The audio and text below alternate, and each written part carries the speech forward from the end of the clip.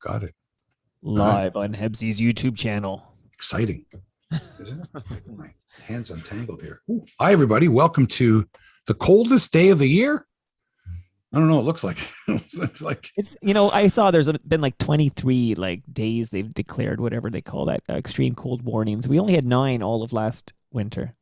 I'm used to it. I mean, I was totally on my bike this morning, but it's not fun because it's snowy and cold. It's not fun. But I'm more used to it now because I'm used to wearing a mask or a bandana or something on my face the last couple of winters. Just right. And when you walk around without it, you realize how fucking cold it is. Excuse me. All right, here's your order of business, my friend. I'm going to tweet at you right now. Okay. This time I'll tag you, and then you're going to retweet that, and then we're going to start the show. Okay. All right. And when we get Kenny Reid on, I think about this. I'll find a spot for you somewhere in there, either at the end or somewhere. No, I was thinking where you can naturally just, hey, Hebsy, I got a couple of questions, so it's not, formulaic. Like before we go, Mike, do you have any questions for Ken? Oh, I'll tell you before time if I have a burning question, but I actually don't have anything for Ken, so it's okay. I'm excited to hear you guys chat. That's all good to me. Okay. Good. All right. All right. Tweet away. Did you just send me a text? Where are you? At 8:54? Yeah, like before you. I'm not used to you're late. Clicking on myself and being ready to go at 9. All right. I expect you at like 8:50 a.m. sharp. Okay, you got it. If you're not there, I do a wellness check. You got it from now on. There you are. Okay. Hey. Tweet away. Oh, I just got a tweet here. From whom? Oh, I don't know who it's from, but somebody wants to know about Mike Zigomanis. Like, he's I have some info on that. Okay, good. That's always good. I subtweeted him and said, I wrote, has he always been this dumb? That was my So anyway. I don't know the man. But I don't know. I think he got, and he retweeted it, which makes me think, I think he thought I was talking about Justin Trudeau, but I was actually talking about Mike Zigomanis, which kind of is funny. Okay. Your job is to retweet that tweet? You got it. It's retweeting right now. Wow. This Twitter machine. Okay. Unbelievable. All right. Everything. This is very, very exciting here, Mike. Very, very exciting. Hang on 1 second here. Oh, you know what, though? There's no link in that. Is there a link in that tweet? That's funny. Okay, here. I'm going to do it again. Hold on. There isn't? No.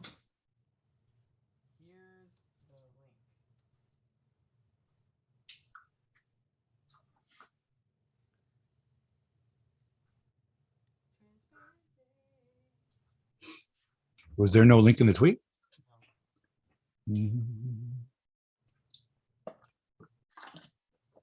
Okay, so retweet this, the tweet I just replied to my own tweet, and we're going to get this show going here. 9 on the dot. Look at us. We're perfect. One day I'll be perfect, as Dave Steve would say. Okay, did you tweet that other tweet? Yeah, I just replied saying, here's the link, and then I put the link, but I replied in the same thread as the one that... Oh, it's in the same thread.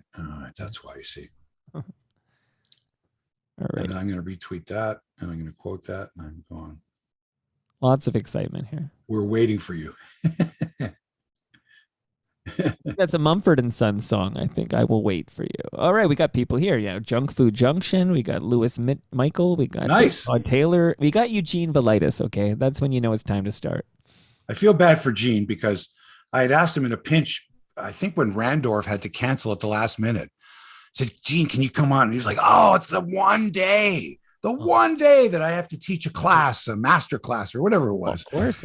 And he fears that he'll never get another chance. There's always anyway. Good. Gene's a good guy. Him and Jesse recorded something for episode 1000, like yourself. The most fun I ever had, seriously, in any broadcasting was when I was on the morning show with those two guys. Fucking never knew what to expect. They're always looking behind me, like what's going to happen now? Really keep you on your toes. That was a great show with those two guys and Tony, the cheap voice guy. It's great. All right, here we go, my friend. All right, let's go.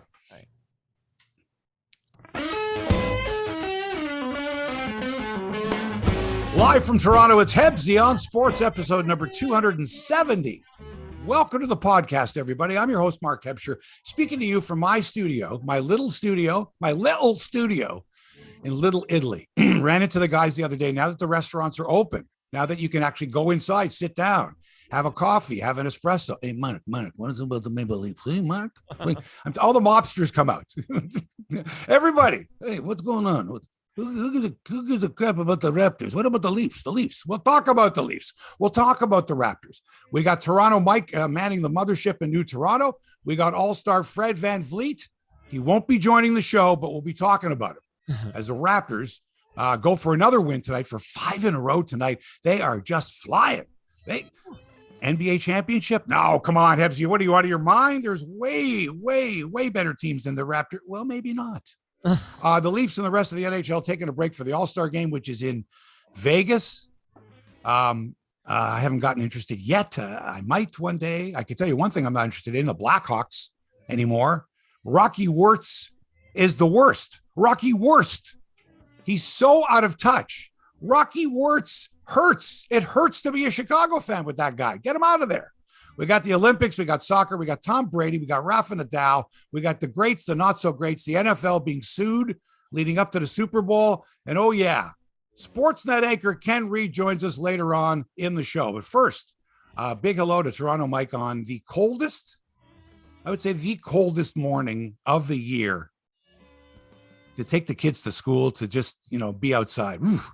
It's a cold one, and as I was pointing out to you before the show, it's been a much colder winter this year than last winter. We were kind of spoiled last winter with 9 extreme cold warnings. We're already at 23 or something and counting, so it's a cold one. But as we pointed out, Hebsy, we're born and raised in Toronto. We adapt quickly to this cold weather. Yeah, absolutely. There's no such thing as bad weather. It's just bad clothing, right? You just got to layer up and dress properly. It was bad because was it Wednesday? I was supposed to go play shinny, and there was a warm spell. Right? Right. And the ice was just awful. Like what he says, like, don't even bother.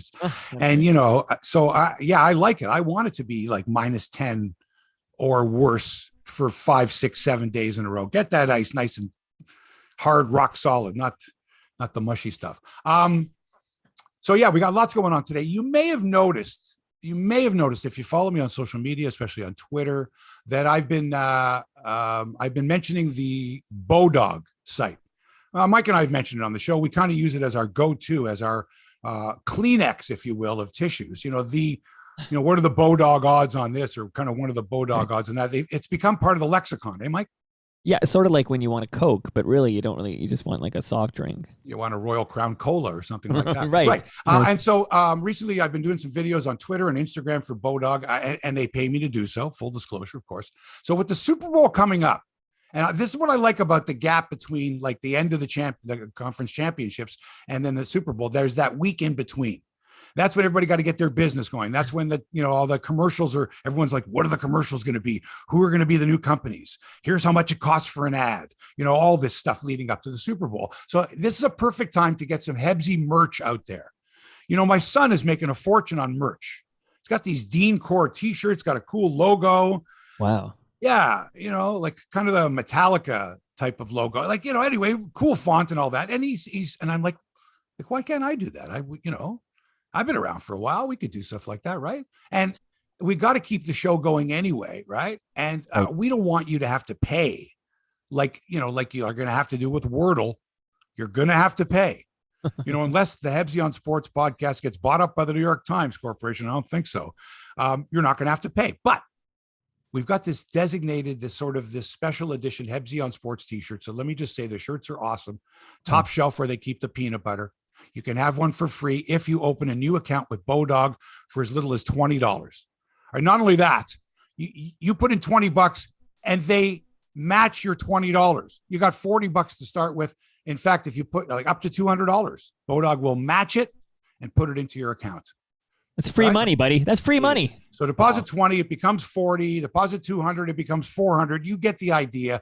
Make that play, and here's what you get: a special, free, limited edition Hebsy on Sports T-shirt shipped to you after the Super Bowl. That's it. Because Bodog wants you to play with them. Don't play with those guys. Play with us. And for the Super Bowl, it's going to be a hoot because you've got all these prop bets available, like how long will the national anthem be? What the over-under on number of songs played at the halftime show is 8.5. I'm killing. I'm like thinking, man, because they do medleys, right, Mike? They do they're gonna medleys. put They 12 do a songs lot in of there for medleys. sure. Oh, I yeah. might go the over on that one. Tons of prop bets available for the Super Bowl. Check out their casino, their poker, their horse racing, live dealers, the whole enchilada. Okay, here's the deal. Open up an account with Bodog. I get to wet my whistle. You get the authentic first run Hebsy T-shirt delivered to your door, Wow. and I can deliver even more great content to you. Go to hebsy.online. That's the new website. Haven't even launched it like officially yet. You know what I mean? There's I haven't pictures even seen this new website yet. Right. That's how So fresh you'll see this it is. when you go. Hebsy.online. No Hebsy.online. comms, no CAs. Hebsy.online/Bodog. Click on the link, and there you go. All right. Wow. Make a minimum $20 deposit. Bodog will match it. Make a play. Get a free special edition Hebsy on Sports T-shirt, and more importantly, help the show.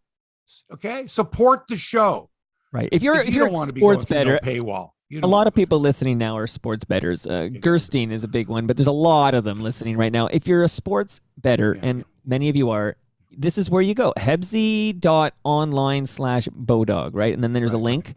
Click the link. That there. And, again, I get to wet my whistle. You know how it works. And it's great there. Like, just gamble responsibly. Do me a favor. Well, yeah. Shout out to Peter Gross. Right. When I first saw Fred Van Vleet play back in 2015, he was a slow, middling guard at Wichita State in his senior year, showed absolutely no promise of being an NBA player. I forgot about him. I like the name because the only other Van Vleet I know is Captain Beefheart. His real name is Don Van Vleet. And that's really sub-referencing in the Frank Zappa genre anyway. But he's the only other Van Vleet. I like the name. Anyway, no promise whatsoever. Undrafted in 2016. What does he do? He works his ass off. He sends out tapes. He plays one-on-one against G League and D League and E League and X League players. He posts videos on YouTube. He gets a shot with the Raptors, right? I see him play in the NBA. Ugh, terrible. Slow, can't play defense, not much of a shooter. He's like the 13th man on a 12-man team. Well, guess what, folks? Fred Van Vleet yesterday became only the fourth undrafted player in NBA history to become an All-Star. He joins one-time All-Star John Starks, two-time All-Star Brad Miller, and four-time All-Star and NBA Hall of Famer Ben Wallace as the only undrafted players to make it to the NBA All-Star game. Pretty heady stuff. And you wonder how much longer it's going to be before Fred Van Vleet takes over from Kyle Lowry as the greatest Raptor of all time. And I mean that in more than one way. It's not just that they won championships or led the team. It's the type of human being they are, what they're doing, giving back to the community, all of that. It's such a great story. And he's such a humble guy. His comment afterwards when he found out that he had made the All-Star team was that he was humbled and grateful. I mean, just so nice. And last night, how could we not love this guy? 21 points and 9 dimes as the Raptors win their fourth straight 127-120 in overtime against the Bulls. 21-9. And by the way, about an hour or so before the game, when the NBA announced that Freddie had made the team, like all of his teammates came over, high-fived him. DeMar DeRozan came over even. I mean, it was really nice.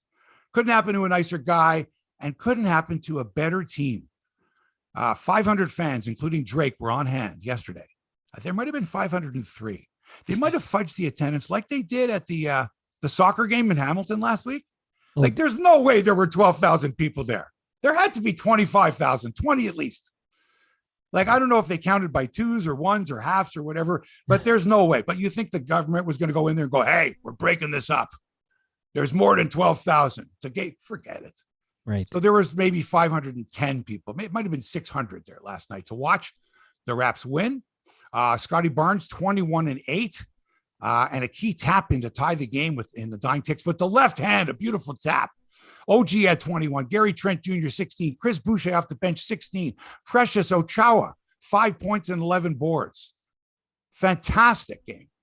So much fun to watch this team play. Honest to God, Mike. They're now in 7th place in the East with a record of 27-23. And tonight, the Atlanta Hawks come to town. A very rare back-to-back home games on consecutive nights, which a grand total of 1,000 people are going to see. What a shame. Everywhere else you can go. Not here. Restaurants, half capacity. No problem. No problem. No. Sorry. 500. That's it. Dum-dums. Did you watch the game, Mike? No, actually, I missed it. It's been a busy period around here, but I love following the action on Twitter when I can. And like yourself, I would love to see this team make a run. I just don't think they have the chops to go Why? deep in But these wait a playoffs. second. They've just beaten Miami twice and Chicago. I mean, how much better are you going to get? You're beating the best teams in the East.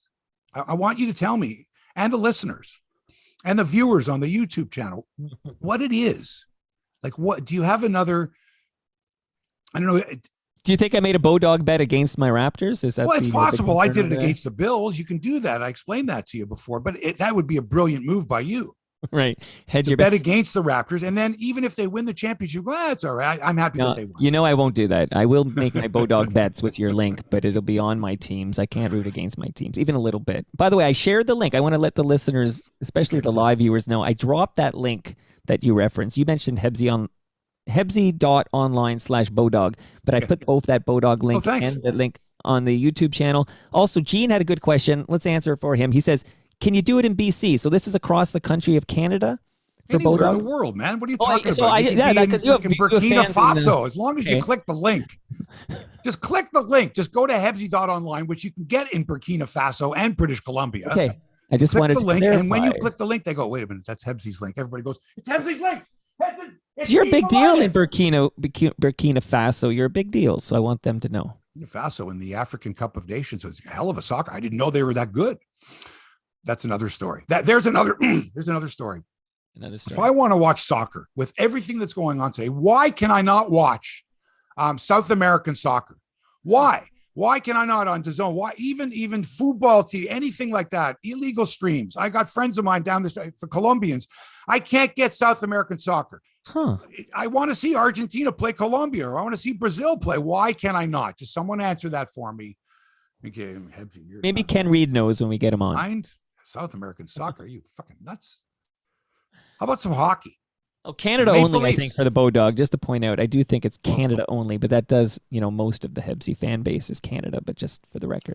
What do you mean? You have to be in? Oh, your no, IP Scott address Allen has to be posted. Canada? Scott Allen posted it's for Your all IP of address. Canada. So. Okay, well, they're good. Good to know. For those of you listening in Burkina Faso, I apologize. But call your friends in Canada. Right. Get a VPN and fake your IP. Get a VPN. The Maple Leafs have scattered for the NHL All-Star break. Some have gone fishing. Some have and apparently a shot of John Tavares. And I don't know if you could tell it's him or not, but it's like, okay, it's a frozen lake. It's a bunch of people with toques and kids and whatever, and they're setting up a hockey rink. Okay, they're shoveling and they're whatever and putting up nets. And this person, whoever it is, on whatever lake it is, wherever it is going, that's John Tavares. That's what he's doing during the All-Star break. Wow. I don't know if it's him or not. No verification. I just thought it was fun. Two guys on a beach in beach chairs. Hey, there you go. Hey, there's William Nylander and there's Jake Muzzin. I don't know if it's them.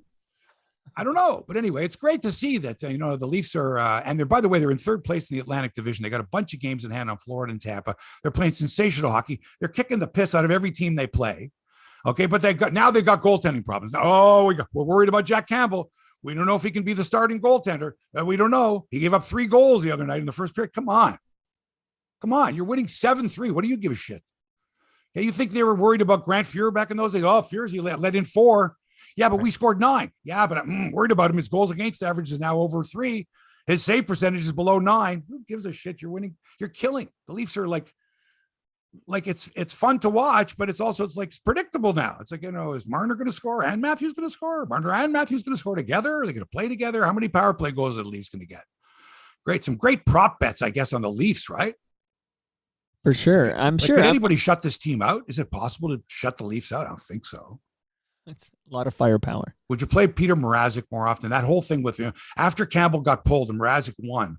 All right. The whole thing was, do they play Mrazek the next night or do they come back with Campbell? Because if they come back with Campbell, of course, they have confidence that he needs, of course, all this, just strategy with backup goalies.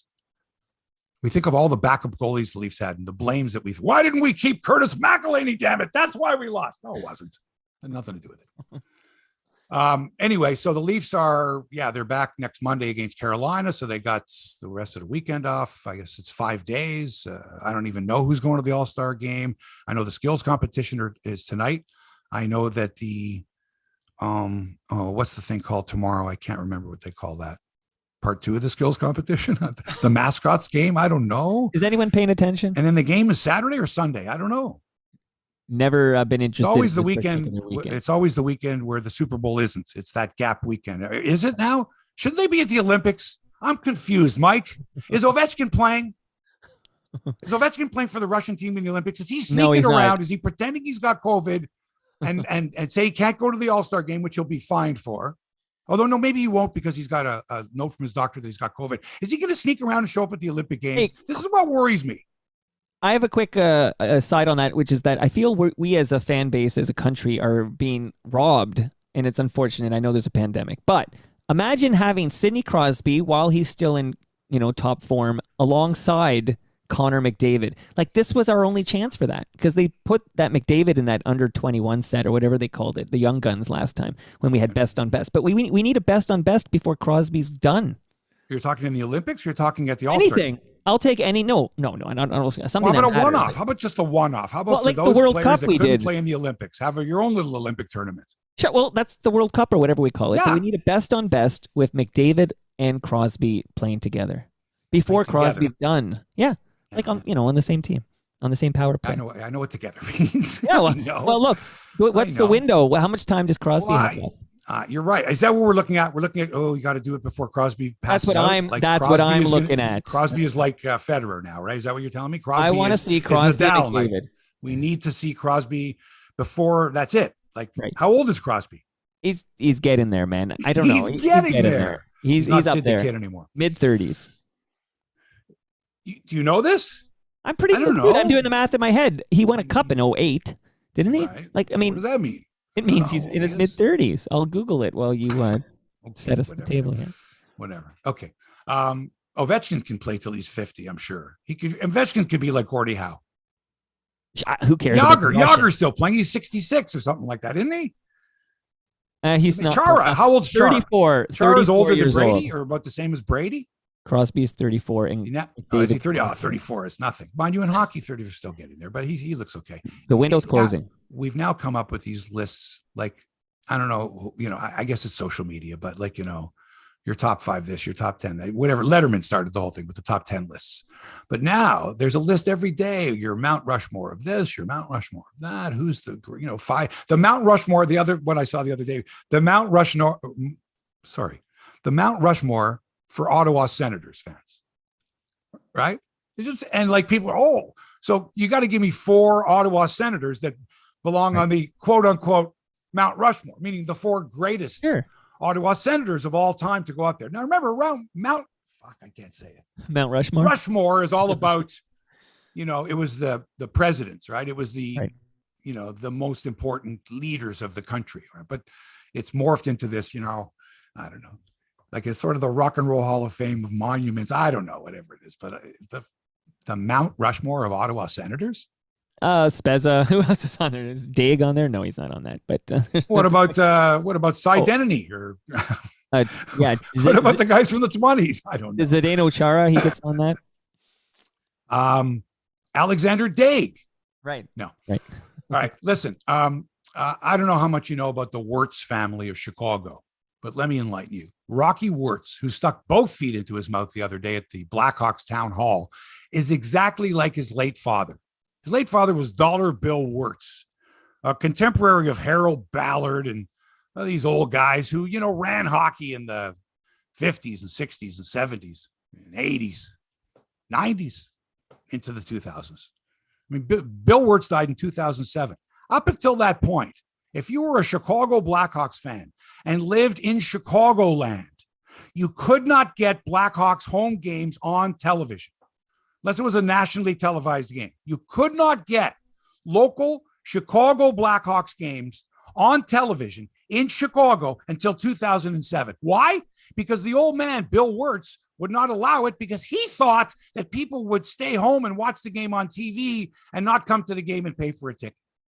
Is that fucked or what? That's 1940s and 50s stuff. So the apple doesn't fall far from the tree. The difference is when Bill Wirtz was around, there wasn't social media, there wasn't Zoom calls, there wasn't town halls, everything wasn't recorded. Had it been recorded, you would have flipped if you would have heard some of the things that this dude said. Honest to God. So now you got Rocky, who is in his father's image.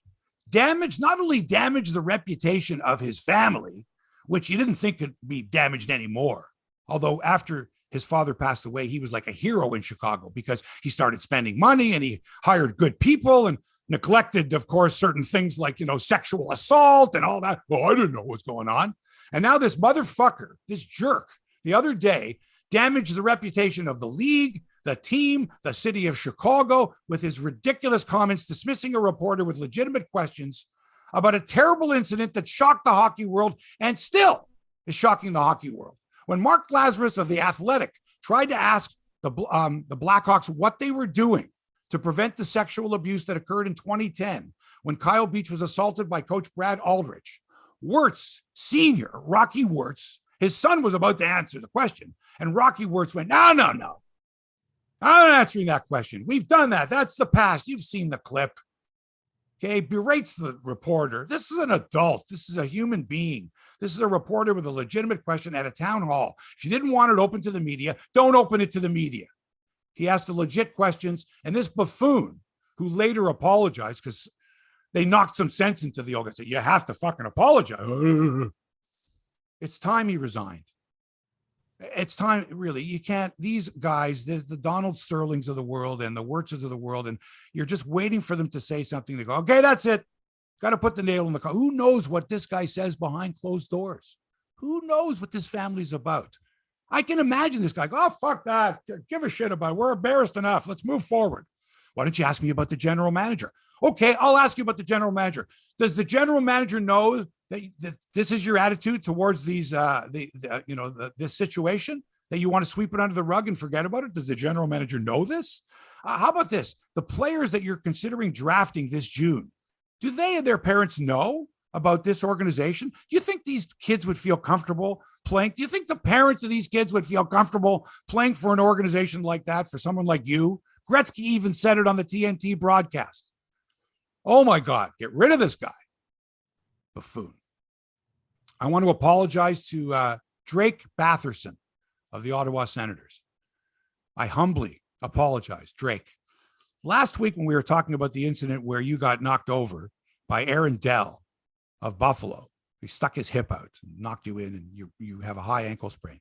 I referred to you on this podcast as Blake Matheson. I don't know what got in me, Drake. I really apologize. I don't know what got in me, except that I'm sure with all the sports I've watched lately, I'm pretty sure that I heard, and I don't know if it was Craig Button, Sam Cosentino, RJ Broadhead, someone talking junior hockey, and this name Blake Matheson came out. He's a defenseman in the Western League or something. But for some reason, it just sounded like a name that was familiar. Anyway, and I called Drake Batherson Blake Matheson. Well, it rhymes, right? My apologies. Two people this week passed away that I knew pretty well, professionally, yeah, and personally too. Ralph Mellanby passed away last weekend. Ralph Mellanby invented Hockey Night in Canada as we know it today. He invented the Don Cherry character, the Coach's Corner character. He made Hockey Night in Canada the way it is today. And I knew Ralph for many years. I knew his family, his son, Scott Mellanby. Used to talk about Scott all the time. Oh, my son Scott leads the Don Mills Flyers. Yeah, okay. Knew Scott very well. And his daughter, Laura Mellanby as well. And his brother, Jim Mellanby. Ralph's brother, Jim, I worked with at Global TV. And his first wife, Janet, who passed away many years ago, and his widow, Jillian, as well. So condolences to the Mellanby family. Wonderful guy, funny guy, great storyteller, great author, innovator, and a heck of a tennis player too. But just a good guy. Passed away 87 years of age, I do believe, last week. Also last week, Mike Nicoluk, former coach of the Toronto Maple Leafs, passed away. And the unfortunate part, not unfortunate, he passed away, but he was an assistant coach for the Philadelphia Flyers. He was an assistant under Freddie Shero for a while. And actually, when he got the Leaf job, he was working in radio. He was in the radio booth doing color commentary for Leafs games on radio. And when the Leafs fired Joe Crozier, Harold Ballard said, "Are you Nicoluk?" Because he was being paid. You're coaching, not assistant. You're the head coach. Right. That's how he kind of got the gig. Sounds like Ballard. Yeah. Anyway, he just passed away this week, and the Philadelphia Flyers Comcast, which is an NBC owned, they do the Flyers games. They put a graphic together honoring Mike Nikoluk. Unfortunately, of the three images, two of them were not of Nikoluk. Oh no. They were no, they weren't. It was Jerry Melnick, the former chief scout of the Flyers, who, I guess, could bear a resemblance if you looked at it like that from years ago. But still, I mean, they didn't double check. So there's one image of Nikoluk, and then there's two others of Jerry Melnick, and it says, Mike Nikoluk, 1934 to 2022. Just awful. And well, a thing or two about mistaken identity in photos. Yeah, exactly. So that was just sad. But anyway, it's sad because people are passing away at a rapid rate. People we know, right, at a rapid rate, and it's almost like, oh, we forgot about so and so. If it happened 5-6 days ago, I could have forgotten about it today, and I wanted to say something. I was particular. I know you knew him personally, so my condolences. But that was the first head coach of my memory bank. Like when you think back in your memory, like who's the first Blue Jays manager you remember, first Leafs coach? He was the first Leafs coach I remember when I was growing up. Yeah, not good teams at all, and he was a nice guy. No, not good. He wasn't a very good coach, and he had that cigar going all the time. Always had the stogie going. Before we get to our guest, our special guest. Not just a guest, a special guest. Valentine's Day is coming. And have I got a gift for you? The perfect gift. It's soap. Not the type of soap that dries out your skin, the stuff you get at the local the drugstore or whatever. That stuff that your mom used to wash your ears with, lye soap or whatever. It dries out your skin. No, we're talking about great soap here. NateMakesSoap.com is beautiful stuff. It's soft on your skin. It has lovely fragrances, not overpowering, really great. And it fits right in your hand. Fantastic. You can get 20% off your first order with the promo code Hebsy20, Hebsy 20. That's a 20. You can support the podcast, and you're supporting a great local small business. NateMakesSoap.com. Go there and use the promo code Hebsy20. And Nate's got a huge delivery area in Toronto. But if you can't make it to your area and you're in Toronto, no worries. You can still order via goodfootdelivery.com because we've set up a new partnership with them. They're a Toronto courier service providing meaningful employment to the neurodiverse and developmentally disabled community, offering employment and support to a community of people who traditionally have challenges finding regular, meaningful employment. Their website makes ordering easy and provides you with instant rates and real-time tracking. They offer affordable, same-day, and high-priority options to ensure your packages arrive on time every time. And their rates are usually lower than even Canada Post, with delivery guaranteed with a shorter time frame. Nothing beats great service and speedy delivery while supporting a local social enterprise. One way that people use the service is for when they want to order from a local business that doesn't offer delivery themselves. And especially in this type of weather, you can't get out. Even if you need to go like around the corner, it's too much of a trudge. So check out goodfootdelivery.com. And they're offering 50% off the listeners of Hebsy on Sports. 50% off. Go to goodfootdelivery.com. Enter the promo code Hebsy50 for 50% off your first 2 deliveries. All right? And support a local charitable organization. Now, he's been waiting in the bullpen. The starting pitcher. Ken Reid is the one half of the dynamic duo that anchors Sportsnet Central every night of the week. 7 nights a week he's on with Evanka Osmak and has been doing it for as many years as I can remember. Ken, welcome to the show. How many years have you been on that show? I want to say 11 or 12. And if it was 7 nights a week, I wouldn't be here right now. Well, it seems that way, Ken, because you're on quite often. Is there a regular schedule? Like, do they say, all right, Ken, you're on at 10 or is it, look, as soon as the game is over, get ready, and then we'll go back to the game and then stand by, and then you're there for like 5 hours or something like that? Yeah, well, so pre-COVID, I was Monday to Friday, 10 Eastern, or whenever the game ends, till, you fill an hour and a half until the next event. Since COVID came along, there's more regulations in place. You don't want as many people in the building. So instead of just working the one show, we work the shows all night. So you're in 3 days. So I do Monday, Tuesday, Wednesday now. So instead of working Monday to Friday, getting out of there around 11, now I work Monday, Tuesday, Wednesday, get out there anywhere from 2 a.m. to 3:30. And but yeah, the regular schedule in the before times, and hope to be soon again regular times, is just Monday to Friday, 10ish Eastern, out of Jays, out of hockey, doing some traffic navigation and having some fun. What time do you get to the station under normal circumstances? Under normal circumstances, 6:30, 6:45. So that's tough, eh? Because like when I worked the night shift, it was like I think I got there at 3:30 or 4. It's sort of 4 to midnight type of thing. But yours is, if you're going till 3:00 in the morning, that's got to kind of screw up your day. Is your family used to that schedule of yours? I'm very lucky. My wife was in the business, so she gets it. She understands it. She was a reporter and anchor for years. So would we know her, Ken? No, she was an anchor in Edmonton and Winnipeg. And if I said her lots name, of listeners and viewers, trust me, they know if Edmonton. If I said her name, she'd beat me up. She likes to be private. Perfect. So she gets it that she's cool. She gets up with the kids and lets me sleep in till 1 or noon or whenever I get up. And it's funny, you tell people you sleep into noon, they think you're lazy. And I'm like, well, when you get home from work at 5 p.m., do you go to bed at 5:30? No. Well, when I get home at work from 2:30, I can't go to bed at 3. I wish I could, but it's just, you got to unwind. So Wednesday night, for example, I went to sleep at 5 a.m. and yesterday I got up at noon. So that was my day. And I try to get back to a normal sleeping pattern on a day like this so I can be with the kids and stuff. Well, I'm glad you got up for us. It was awfully nice. You got the coffee going there. That's beautiful. Yeah. Fantastic. You're going to get soap. You're going to get all kinds of great stuff just for being on the show today. Well, I need soap. Look. That head. Need lots of soap.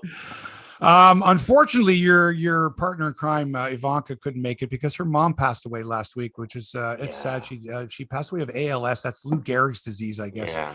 And I listen. I mean, we've all worked with people, friends, family, and there's an illness in the family and a death in the family.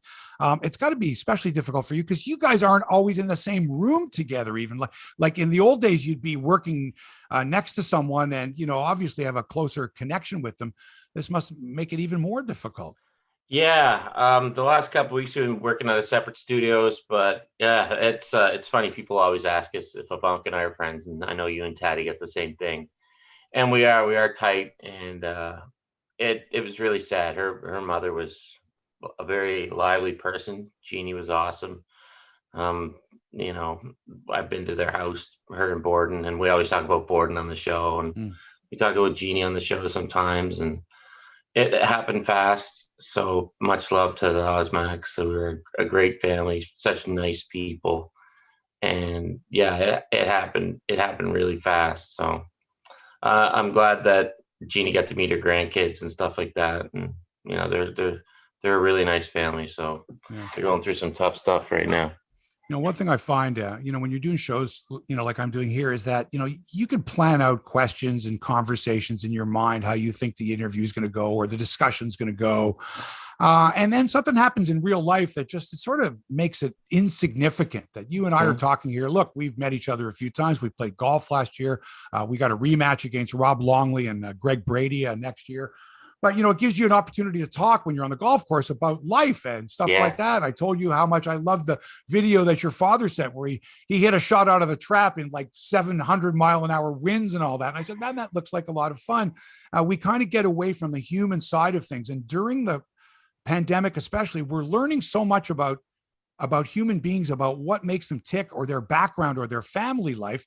And I, for one, think it's fascinating. I'm enjoying finding out about people through social media, through, Bell Let's Talk or many of mental health initiatives, all that type of thing.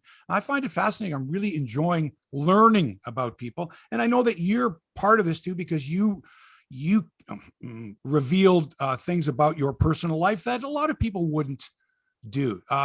Did that make you feel better about yourself when you knew that other people understood your struggle, what you were going through? Yeah, I did a story with the Star, I guess, about a year, 14, 15 months ago now. I'd put it out there before speaking and stuff like that, but you guys know when Mike and Hebsy, you guys know when you put it into print, it's there. And it's the power of print. It's still the power of print or the power of the internet. I don't know what the hell you'd call it now, but it was very gratifying when people would come up and say, hey, I kind of go through this. You don't want people to go through the same thing, obviously, but people who come up and say, hey, man, thanks, I've been there and hope you're doing well, and things like that. I hesitated to do it. I didn't want it to be a woe is me piece, because everybody's got a lot to complain about in life. So I didn't want it to come off that way. It didn't. I was thankful for that. But yeah, it's nice to get it out there and not have to tiptoe around it. And big love to Michael Landsberg for starting the whole thing up years ago with Sick Knock Week. So if I'm happy to be one of Michael's minions, I'm cool with that. So it's a good place to be. Yeah, absolutely. Yeah. And that's an interesting take on the pandemic and learning about people. That's a good way to look at it. I have a hate relationship with social media. You find yourself almost addicted to it, to be honest. And when I'm off for an extended period of time, I'll take Twitter off my phone and try not to tweet. And then you'll open your mentions up and somebody will be like, say, well, why didn't you say this about that? Or where are you? And I'm like, oh, I got a life outside this little computer box. But then you'll get someone that'll say, hey, Ken just wanted to say, saw the show the other night, or something to that effect, read something about you, heard you on Hebsy's podcast, just want to say, really enjoy your work. And to me, that kind of makes, there could be 500 people saying, you're full of it or whatever, and we're canceling our subscription and we'll never watch. And then that one kind word from one person that probably knows what you're going through says, oh man, he's getting hammered. And it's as sincere as can be. And you go, all right, that made my day. It made my week.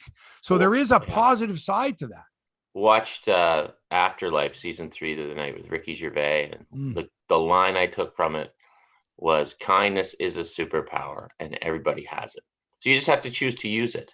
Yeah. And it is way easier to go on and slag somebody. And that's weird, because I'm in a position where I can be on TV and I can scream at a defenseman for letting the forward go by him, but I would rather praise the forward for making the move on the defenseman, because sports is all about mistakes. You're going to make mistakes. So do you capitalize on those mistakes? Are you the one making the mistake? So, if it's a big buffoon kind of play, you got to point it out. Right. But someone has to take advantage of that mistake as well. So there's two ways to look at life, two ways to look at sports. That's interesting. I had always thought that growing up as a Maple Leaf fan, I had always thought that I felt better to me, because I had friends who were Montreal Canadiens fans. I felt better when the Montreal Canadiens lost than I did when the Toronto Maple Leafs won. Because I knew if they lost, especially to Toronto, even better, of course. But if the Habs lost a game, I could go to my friends who were always needling me and going, you see, they're not the greatest. Like that to me was like a victory. Yeah. And so there's sort of that give and take where, you're right. You want to praise McDavid for the move because it was such a great move. But some people are going to go, how did Morgan Riley let him put the puck between his legs? Yeah, it's Connor McDavid. You have to remember that part. Yeah, it's Connor McDavid. And the other one, the other analogy is these NFL playoff games has been spectacular. Every time they went to overtime or near the end, I always said, I hope it doesn't end on a turnover. I hope the key play is a great play, like a great catch or whatever it was, but not 7 missed tackles or a fumbled punt or something like that. Because what the narrative of the game is going to be. It's like when Brady retired, the New York Post said, Tom Brady, who the Giants beat in 2 Super Bowls, retired today. Yeah. Right? Everyone likes to troll that way. But that's fandom, I think, as well. But it's funny, though, as a neutral observer of the NFL playoffs, I'm kind of the same way as you were. When a guy comes in to make the easy chip shot in overtime, the 35-yarder, no matter if I've got maybe $10 on the game or whatever, I go, just make the kick. I don't want that hanging over the poor guy. And I watch these games and I just say, why would anybody want to be a kicker? You're ostracized by the rest of the team at the best of times. And then when you're the hero, it's like, well, yeah, you should have made it. And if you miss, well, it sticks with you for Scott life. Norwood, right? There you go. Wide Exactly. right. Ask anybody. Man, it was, but you're right. Yeah. But the thing is that there's no other sport that has, the DH in baseball is not like the kicker in football. The kicker can sit and do nothing for the whole game, right? Yeah. And the kicker could not even understand the rules of football. Like the kicker is not required to know a safety touch. Well, no, safety's different, but it doesn't care about penalties or whatever. Remember Gus, the mule kicked. Yeah. Gus. Hey, listen, you know what? I interviewed Dick Enberg after that movie, Dick Enberg was doing a California Angels play-by-play with Don Drysdale the first couple years of the Blue Jays. And I was up in the radio booth. I mean, Dick Enberg walking by, I'll never forget it. Dick, can I ask you some questions about the movie Gus? Because in the movie, Dick Enberg wears this hat with like donkey ears. Yeah. For Gus, right? He wears this hat. And this was Dick Enberg, man, famous sportscaster. I mean, it was it was just hysterical. It's funny how certain things stick with you. First time I met Steve Thomas, all I wanted to talk to him about was Youngblood. Like, you played 1,000+ games in the NHL, but what about Youngblood? Tell me about Youngblood. Hey, Dick Enberg, tell me about Gus. Yeah, that's what it was. Tell me about Gus. It was not Sports Challenge, which was my favorite show. It was a sports quiz show. I used to watch it out of LA, and I used to, I think that's when I realized that sports was for me, because my dad would go, you got all those right. Like, how did you know? Like, how did you know that? How old were you when that was going down? What's that? How old were you? That's probably about 10 or 11. Yeah. 12, maybe the late 60s, something like that. But I remember, like, one of the questions was something like, name the 2 NBA teammates who were also teammates and won national championships. And I went, Bill Russell and Casey Jones. And I remember my dad going, what? Like, how do you know that these guys played for the University of San Francisco in 1956 and then went to the Olympics? Who knows that? Especially I was watching football with my oldest. He's almost 9, and he was telling me all about these NFL guys. I'm like, but then he's playing Madden all the time, and he's playing his PS. I called it PSA the other night. It's PS5. He's got playing hockey, and it's funny what sticks with you when you're a kid, and that question sticks with you now. But if you were to ask me a question about that, like in 2018-ish, I don't know, but I can remember 1984, 1985. Oh, yeah, for sure. No, I think like anything else, I think what you absorbed when you were a kid, music, television shows, you can remember every line from Get Smart or whatever it was. Absolutely. That stuff goes away, I think, once you get into like your early 20s. You don't have that same, when I was 27, I'll never forget when Friends came out. And it's not the same. But what you remember when you were a kid, every song. I remember the order of the songs when I put mixtapes together.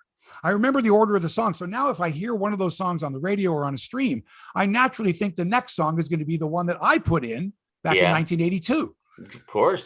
And so is the power of parenthood too, right? You gotta teach some good lessons and make some good memories for your kids in those years, man. Yeah, for sure. Let's get into a couple issues here. I want to talk to you about the Canada soccer the other day. And okay, look, we're not traditionally a soccer country. Yeah, it's hockey and all that. And people seem to separate, like, for some reason, I don't know if it's this way in other countries. Do you think that Canada has this kind of, look, we're basketball fans. Look, we're soccer fans. We're hockey fans. In other words, we can't cross over. I find it with basketball and hockey, especially with the Raptors and Leafs.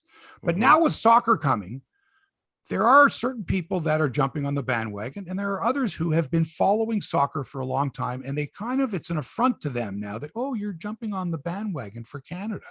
Yeah. What's your take on all this? When I grew up as a kid, I was anything and everything. The older I get, the more I become a hockey guy and baseball guy. And yes, I totally feel that. You're stepping on my turf, which is not the way to be.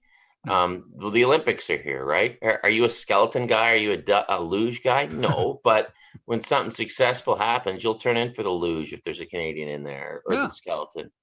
And what we should do as sports fans is say the more the merrier, embrace it. I always say sports matters when my mom talks to me about it. When my mom calls me and says, "Did you believe what the Blue Jays did?" I'm like, "Oh, okay. It's more than just the diehards watching." Right. There were swimming fans who knew all about Penny Oleksiak before 2016 or whatever year it was. 2018. I'm old. 2016. They knew all about Penny before that. But then everyone else comes and they're introduced to Penny. Well, geez, this is something else. So soccer, I'm sure soccer fans, you remember, Mike, you, I, and Hebsy, we remember 1986. I remember watching a game, Steve Armitage doing play-by-play from Newfoundland. I want to say it was Corner Brook when Canada qualified. I remember watching the 86 World Cup, but I've drifted away. I'm not a soccer guy. I was a soccer hater, I would say. You were a soccer hater? I was one of those guys who'd go, soccer, man, soccer, Now I'm like, well, not really. So I saw all the diving the other night by El Salvador. My favorite thing was on Canada's first goal when Hutchinson scored off his calf and then his button in the back of his That was amazing. I believe it was Kyle Lowry coming down the field, could have dove, and that play would have died right there. He didn't. That's right. So I admired that. So, yeah, we got to tear that wall down, man. If you're a soccer fan, hey, there's no wall if Canada goes to the World Cup, there's no amount of people, diehard soccer fans, they're going to be overwhelmed by these casual soccer fans coming in. So it's kind of like, it's like if you're having a house party, Hebsy, and you told 10 kids from your high school class, well, I got news. The whole school's showing up. So you can try to keep them out, or you can just open them up and pass out some cups. Pass out some cups. It's going to be a big party. It's going to be like, if they get into they're going to get into the World Cup. See, this is the other thing. This is like everyone's going, oh, I can't celebrate yet. We're 99.2, whatever the thing is. They're barring an act of God, they're going to get in. So this is celebrate now, man. At Motorhead, Lemmy, the chase is better than the catch. Yeah, enjoy the journey, man. Exactly. Like be giddy right now. Okay. We're going to wait till it's official. And someone's going to go like, Jamaica just lost. Ah! Right. It's like when Patrick Kane scored the Stanley Cup winning goal and nobody knew about it for 15 seconds. And Patrick Kane trying to convince everybody that he saw the puck go in the net. It's like when the Raptors won the championship and they were up by, I forget, 7 with 1.8 seconds to go. And we can't celebrate yet. Yeah. What are you talking about? Yeah, it's a physical impossibility to score 7 points in 1.8 seconds. Let's celebrate now. No, we got to wait.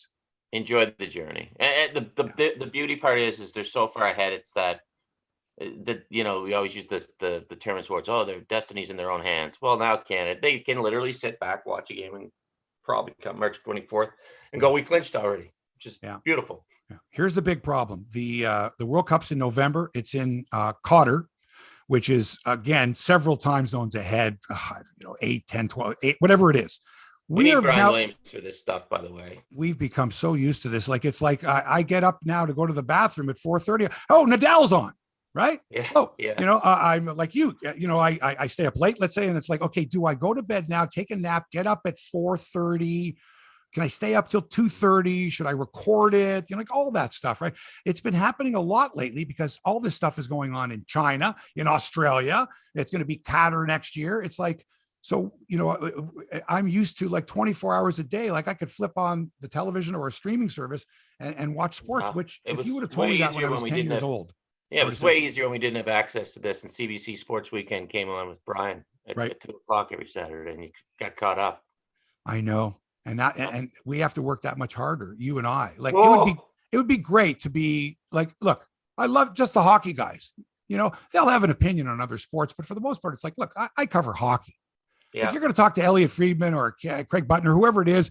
These guys are immersed in hockey, right? Yeah, they have to be. They have to be. They have to know everything about hockey. You and I, well, especially you got to know a little bit about everything. Yeah. And in some cases, a lot about everything. And like, I know this, when I was a kid, nobody knew more than me about sports because I had to go research it. I had to read the books, all that. Now it seems that everybody knows more than I do about certain sports. Absolutely. Like all the hockey guys know way more than me about hockey, and all the football guys, the experts. I got to kind of, I know a little golf here, a little tennis there. I got to get into my Olympics, my luge. I'm bad on my luge and skeleton. Yeah, I'm not good on my luge. But the funny thing is, you have to know a little bit about everything. So if you mispronounce a soccer player's name or a football player's name, they come at you. And I'm like, do you know how many soccer players there are on the planet? Do you know how many guys are on the NFL? Give me a break, man. I'm going to make mistakes. I'm not Kurt Hennig. I'm not Mr. Perfect. Mistakes will happen, Good reference there, Kurt Hennig. I like that one. Thank you. Oh, George Animal Steel right there. That's the chest hair shave version of George Animal. He was a hairy I'm back beast. A little further than you. I'm Sweet Daddy Siki, Bobo Brazil, Bruno Sammartino. Sweet Daddy Siki. Listen, I had him on my radio show. He made me pass out. He showed me the sleeper hold. Wow. I said, come on, sleeper hold. And 10 seconds later, I was on the floor. He's reviving me. Yep, right there. Yep. No, I remember the feeling was horrible. Sweet Daddy wrestled in Atlantic Grand Prix Wrestling. He was huge. And I had Stu Hart take me in the dungeon once. Oh, my God. Really? Yeah, I was down on the mat. You worked in Calgary? Yeah, I worked in Calgary. I was down on the mat with Stu, and he's like, I just put a little pressure on you right here. And he did it. And I'm like, oh, my. Oh. And Helen was, that's enough, Stu. That's enough, Stu.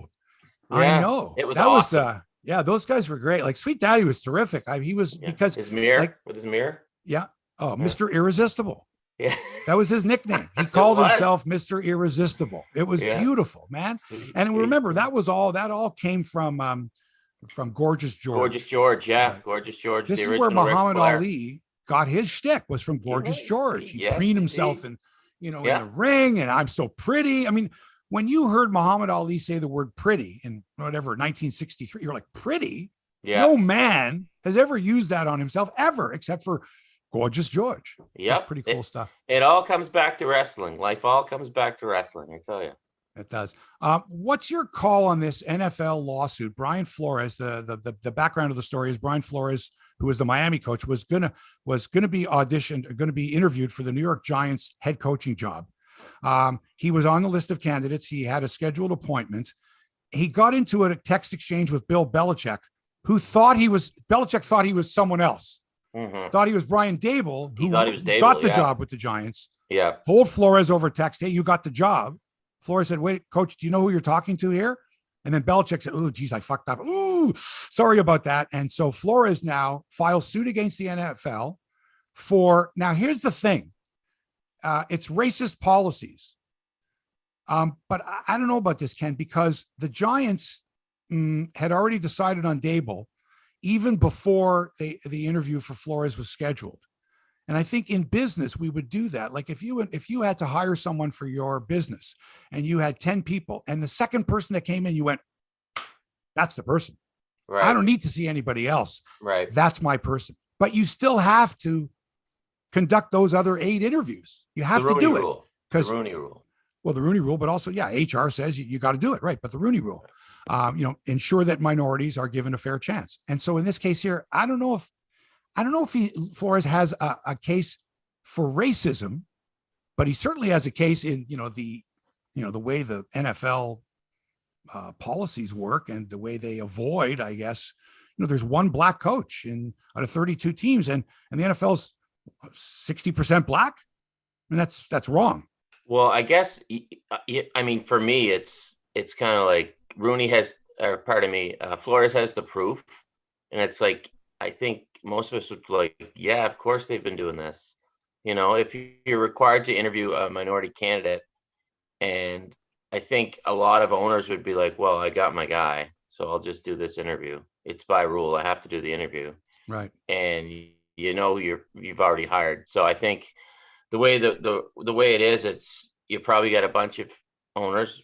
I don't want to say a bunch, but in this case, you have an owner going, well, I got my guy, but I still have to do this interview to make it official so I don't get in trouble. And Flores has the proof that happened. And I would think that it has happened before. I think that if you got your guy, you got your guy. Yeah. And you can put the rule in place, but it's still a case of, okay, I'll just do the interview so I don't get in trouble. But now Flores has the proof. You're doing the interview just so you don't get in trouble. Man, if you look at the history of the National Football League, and we won't even get into the Washington Football Commandos or whatever the hell they're called. Yeah, I mean, their original owner, George Preston Marshall, was such a racist. He didn't want a black player on his team. He was like forced to take a black player on his team. It's the league has a terrible history, just a terrible history, but they make so much money. It's ridiculous. It's like the NFL just doesn't, like, they literally run their league like a running back who just powers through up the middle. It doesn't matter. I'm just going to put my head down. I don't care about the 80,000 people in the stands. I don't care what they think. I'm just going to run straight ahead. 3 yards, 3 yards, 3 yards, 3 yards. Hey, listen, before we go, our good buddy Toronto Mike has been listening to this conversation, and I'm sure has at least one question for you. Mike, you do? Just a pleasure to meet you. But actually, as I remember, when I got to meet Wendell Clark, I was a big Wendell Clark guy, as many guys my age in Toronto were. Loved Wendell, and I had this opportunity to meet him at the Maple Leaf Gardens above the Loblaws now. And then so I bike over to meet Wendell, and there's Ken Reid at that event. So we did have a quick hello at that event, but nice to see you again. Yeah, I do remember that. That was Wendell's book launch, and he sold a lot of books. Yeah, Jim Lang, I think, was helping him with that book.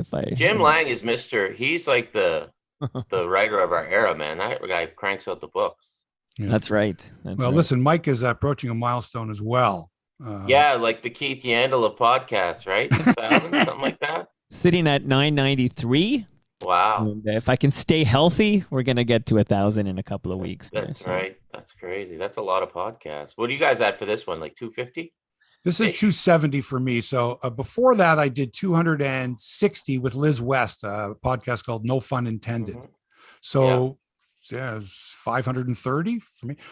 But Mike's been cranking them out the last couple of years. Mike's been really cranking out a lot. I think, Mike, you were like a once a week kind of a guy for a long time. Well, right? I had a corporate gig, and now I own TMDS. I can do more episodes. But Hebsy, do these 270 count for me? Like, do I get credit for the 270? Because then I'm way past 1,000. I'm at almost 1,300 here. Well, of course. What do you mean? Like, I don't understand. First of all, like, yeah, I mean, you could credit everyone you do with me and any guests we do as like if Lou Gehrig started the game and was replaced in the eighth inning for defensive purposes, he gets credit for a full game. You should get credit for a full body, right, Ken?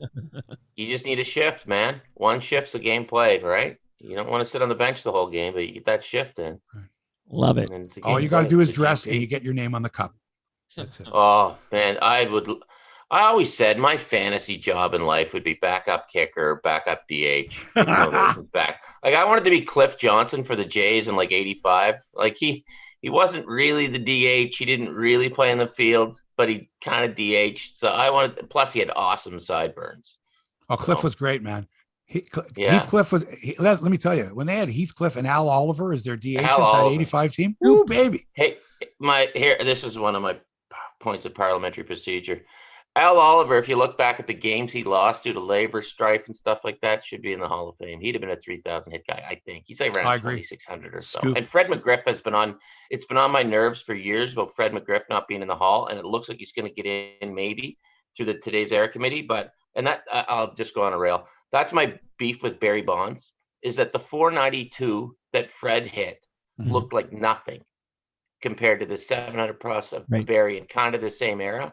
So that is how Barry Bonds cheated the game. He took a Hall of Fame plaque right off of Fred McGriff's, table for years because the 492 looked like nothing. 492. Well, this guy's got 700. How good can the guy who got 492 get the hit? Really good.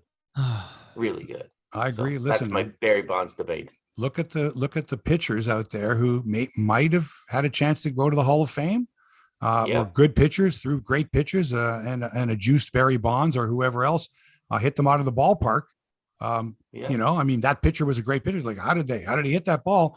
So yeah, I agree with you. I think that, even though it was never proven, I think we all know that these guys were juiced, and that whole era, you should just put an asterisk beside the entire era. This is something that you and I are going to have to talk about on the golf course in detail when we kick the crap out of. I could talk about the Baseball Hall of Fame for an easy 4-hour round. Okay, listen, you've never been, right? Oh, to Cooperstown? You've been? Oh yeah, a few times. Yeah, it was. Right. I couldn't believe it. It was like going back in time. That little village. It's the most beautiful place. I know. We want to go back too. I mean, I've been twice, and I'm dying to go again. All right. It's like going back in time. It's a beautiful spot. It's great. And I've been to Canton, Ohio for the Pro Football Hall of Fame, which is great. I've been to Springfield, Massachusetts for the Pro Basketball Hall of Fame. Fabulous.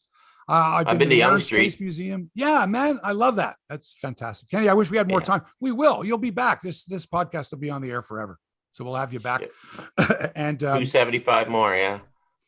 Yeah. We'll have you on for sure. I'll get up early for you guys. You know that, right? Early. Great to see you, my friend. Thanks for coming on the show. And Talks indeed, boys.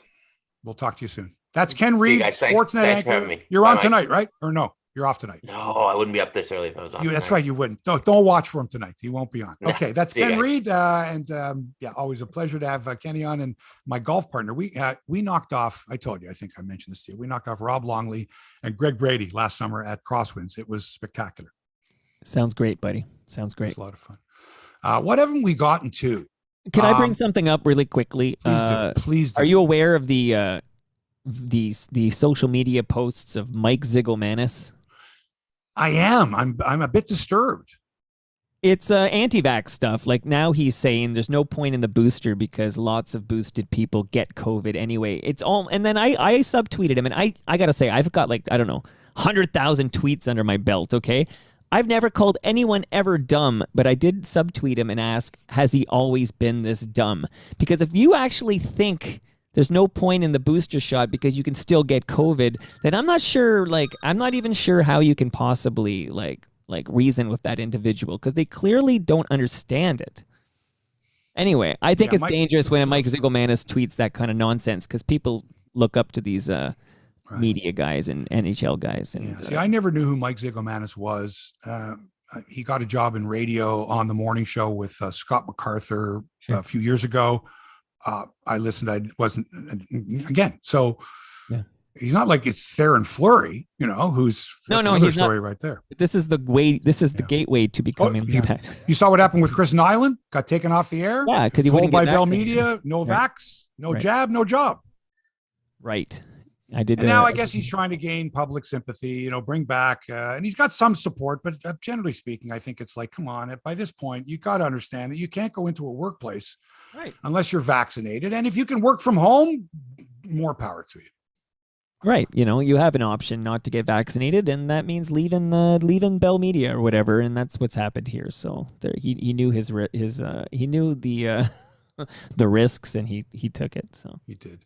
Let's see here. I was looking at some golf here. Round 2 of the Pebble Beach Pro-Am. The Pebble Beach Pro-Am that used to be the Bing Crosby clam bake. The pros and the amateurs would mix. They'd have a big clam bake. You'd have all the Hollywood stars would come out. Jack Lemmon, Clint Eastwood. It was a big deal. And then on the final day, if you were one of the qualifying, I think the top 20 amateurs, you got to keep playing, right? You got to keep playing on that final day. And the whole thing was always Jack Lemmon. Jack Lemmon has played, 25 years of the Pro-Am and never made it to the final day or never won it or whatever it was. And you'd see him wearing a canary yellow sweater. Right. And so this is a big deal. You see, who's playing? Well, guess what? Josh Allen, Buffalo Bills quarterback. And all these guys are great athletes. I mean, don't think for a second that any of these football players, whether they're passers, whether they're defensive ends, can't hit a golf ball 350 yards because they can't. Sure. So it's like, who's that pro there? Who's the guy that shot 9 under? Oh, geez, I don't know. I think it's Tom Hogue. Tom Hogue, never heard of him. But there's Josh Allen, right? And if you go back over the years, it's always Mario Lemieux and John Elway and all these great athletes are just naturally good golfers. Really good. What's his face? Tony Romo. Was even playing in tournaments, got some sponsors exemptions. These are great. Well, Grant Pierre was a great. Was a fantastic golfer. All these guys, right?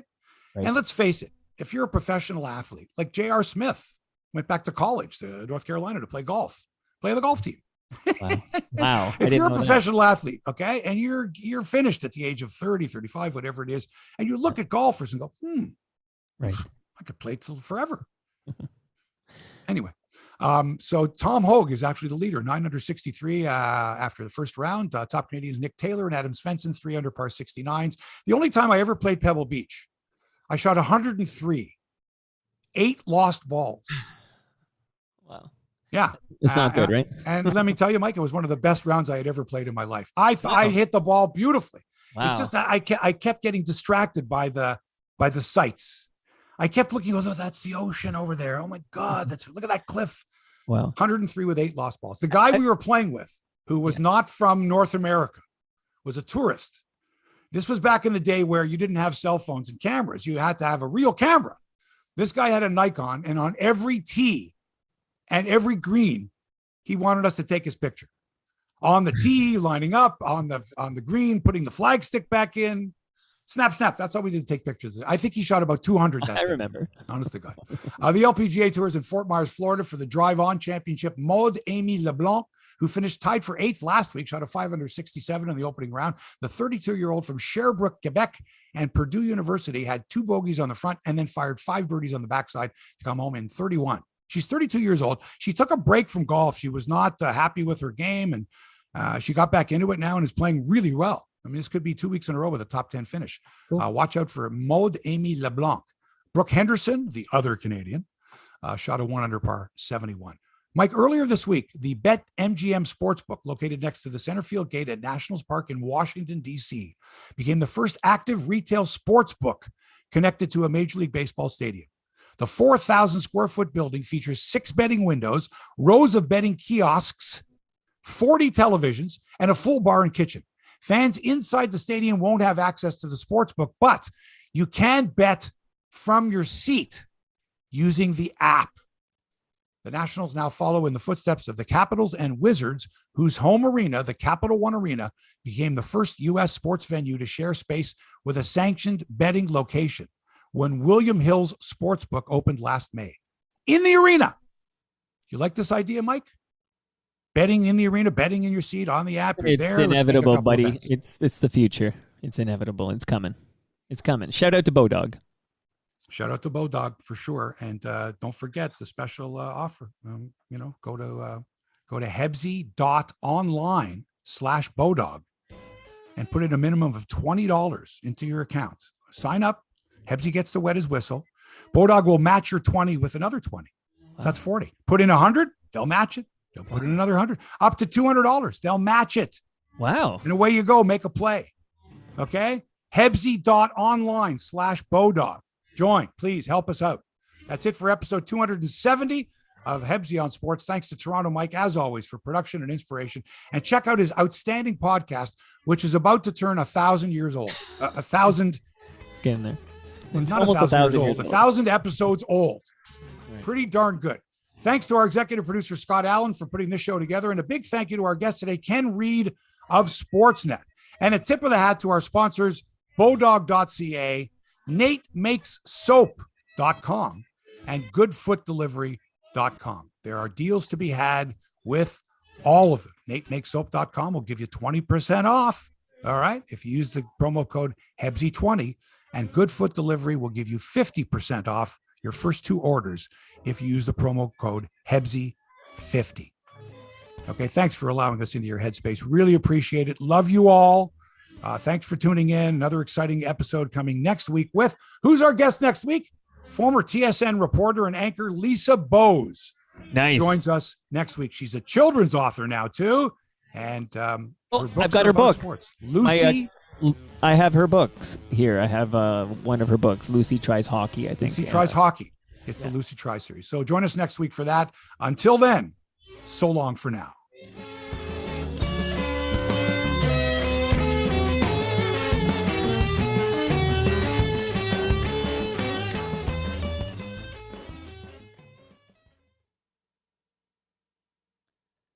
Let's turn off the camera. Beautiful. Thanks for joining us. Thank you.